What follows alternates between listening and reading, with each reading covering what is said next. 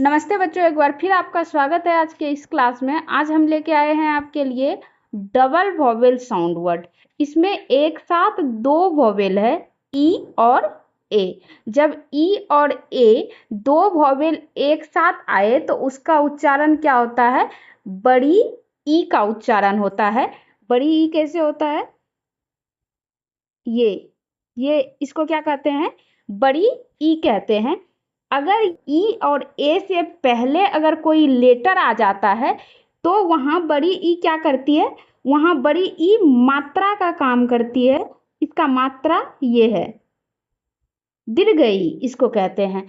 तो अगर ई और ए के पहले कोई लेटर आ जाता है तो क्या होता है? तो ये बड़ी ई मात्रा बन जाती है। लेकिन अगर ई और ए से ही कोई वर्ड स्टार्ट होता है तो उसमें बड़ी ई वर्ण का काम करती है, जिसमें कि उस वर्ड का जो भी वर्ड होता है उसका प्रोनाउंसिएशन दीर्घ ई से ही स्टार्ट होता है। तो आइए देखते हैं। सबसे पहले हमारे पास वर्ड है पी, ई, ए और के।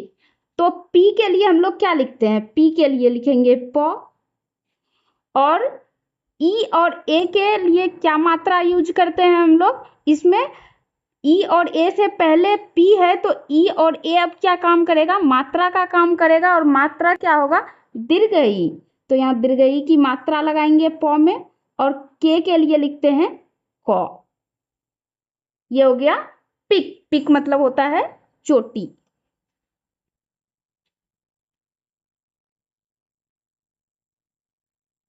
चोटी। अगला वर्ड है हमारा एम, ई, ए और टी। एम के लिए हम लोग क्या लिखते हैं? एम के लिए लिखेंगे म। और ई और ए के लिए मात्रा क्या लगाते हैं? दीर्घ ई की मात्रा लगाएंगे म में। म में दीर्घ ई। और टी के लिए लिखते हैं ट। म में दीर्घ ई और ट क्या हो जाता है? मीट। मीट मतलब होता है मांस।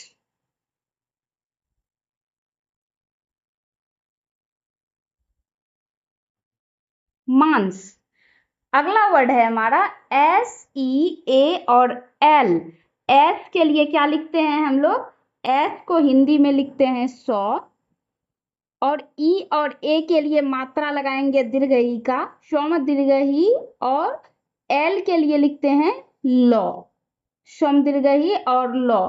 इसका हो जाता है क्या प्रोनाउंसिएशन? सिल। और सिल मतलब होता है मुहर।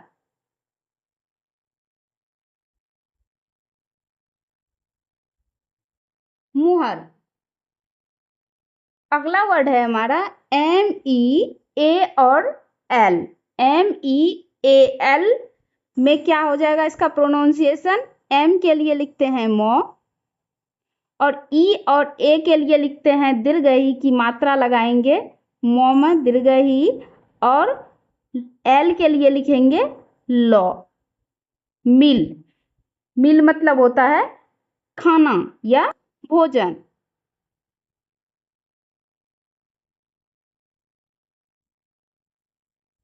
भोजन। अगला वर्ड है हमारा एल, ई, ए और पी। एल के लिए लिखते हैं लॉ। ई और ए के लिए मात्रा लगाएंगे दीर्घ ई की। और पी के लिए लिखेंगे प। लम दीर्घ ई और प। लिप मतलब होता है उछाल।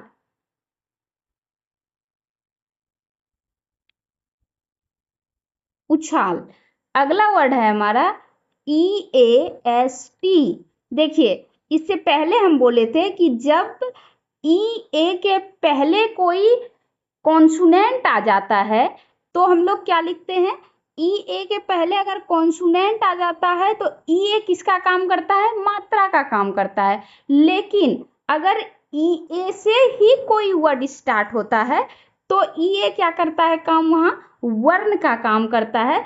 तो ई और ए के लिए वर्ण क्या हो जाएगा? ये बड़ी ई, या इसको कहते हैं दीर्घ ई। तो पहले लिखेंगे दीर्घ ई। और एस, टी के लिए लिखेंगे स्वट संयुक्त इष्ट। इसको क्या पढ़ेंगे? इष्ट। इष्ट मतलब क्या होता है?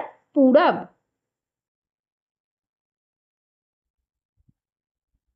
EAST, ईस्ट मतलब हो गया पूरब। फिर अगला वर्ड है हमारा LEAP। ये सेम वर्ड है, यहाँ भी लिखे थे LEAP, यहाँ भी है वही वर्ड है LEAP। लिप, लिप मतलब वही हो जाएगा उछाल। बाय मिस्टेक ये 2 बार लिखा गया है। अगला वर्ड है हमारा EASY। देखिए फिर क्या है, E और A ये दोनों वॉवेल है और EA से ही ये वर्ड शुरू हो रहा है, तो फिर से क्या हो जाएगा, ये E और A यहाँ किसका काम करेगा, यहाँ वर्ण का काम करेगा। और वर्ण का काम करेगा तो यहाँ लिखेंगे हम लोग EA के लिए दीर्घई, SY के लिए लिखेंगे, SY के लिए क्या लिखेंगे, EASY, इजी। इजी मतलब क्या हो जाएगा, आसान।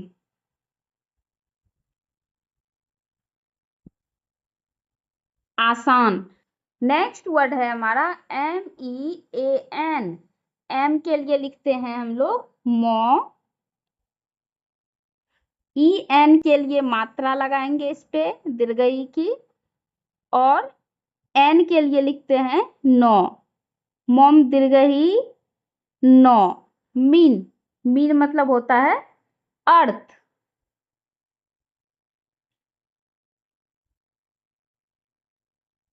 अगला वर्ड है हमारा DEAL। डी के लिए लिखते हैं हम लोग डॉ। E A के लिए लिखते हैं दीर्घई की मात्रा लगाएंगे डॉ पे, और L के लिए लिखते हैं लॉ। डोम दीर्घई और लॉ, इसको क्या पढ़ते हैं, डील। डील मतलब होता है सौदा।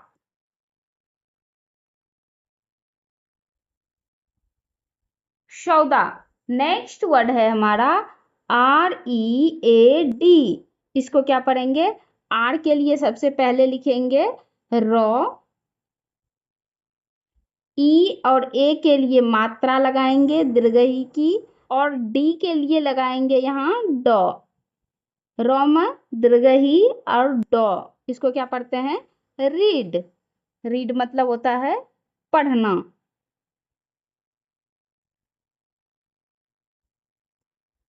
नेक्स्ट वर्ड है हमारा SPEAK।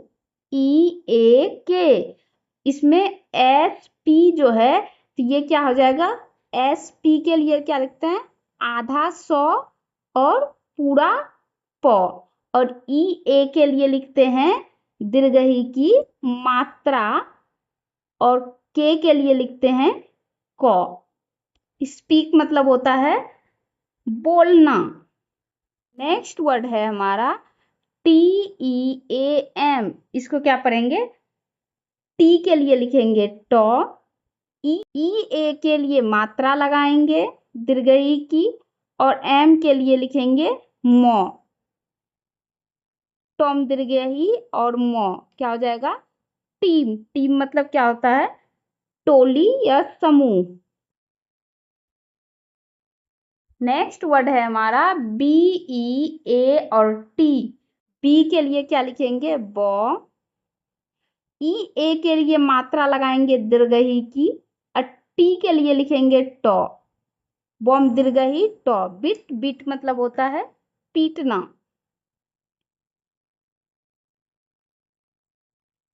नेक्स्ट वर्ड है हमारा, और ये हमारा ये आखिरी वर्ड भी है, तो वर्ड है HEAT। इसको क्या पढ़ेंगे, H के लिए लिखते हैं हॉ। EA के लिए लिखते हैं दीर्घई की मात्रा हॉ पे लगाते हैं, और T के लिए लिखते हैं टॉ। होम दीर्घई टॉ। हीट, हीट मतलब क्या हो जाएगा, गर्म। गर्म। इस तरह से हमारा ये E और A मिला हुआ साउंड वर्ड बनकर कंप्लीट हो गया, और मुझे उम्मीद है कि आप इसको बहुत अच्छे तरह से समझे होंगे। इसको समझने में आपको कहीं कोई दिक्कत नहीं हुआ होगा। इस तरह के और भी वर्ड्स को सीखने के लिए आप हमारे साथ बने रहिए। इसी के साथ लेते हैं विदा, मिलते हैं अगले क्लास में। तब तक के लिए गुड बाय।